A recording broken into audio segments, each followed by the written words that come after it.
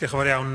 Llywydd ar fy siwrne bin pawr o Fangor i Gaerdydd. Neithiwr, ond ni'n edrych ar fap o rwydwaith rheilffordd Cymru ac oedd yn atgoffa fi, nid rhwydwaith wedi greu ar gyfer Cymru ydy hwn mewn difri. Mae angen buddsoddi, mae'n ehangu y rhwydwaith wrth gwrs, er mwyn cysylltu Cymru. Mae angen buddsoddi ar holl arfordir gorllewinol Cymru.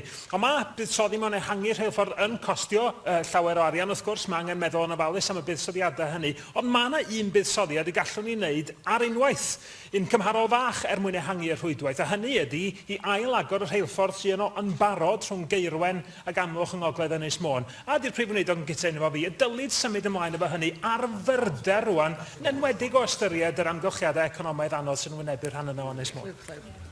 Wel, diolch yn fawr i'r aelod am y cwestiwn. Dwi'n gallu cadarnhau. Mae'r ar enghraifft mae wedi cyfeirio ato, mae hwnna yn rhan o'r raglen ni'n gweithio arno ar hyn o bryd. Ac yn cyffredinol, wrth gwrs, beth mae Rina Piorath yn dweud yn wir.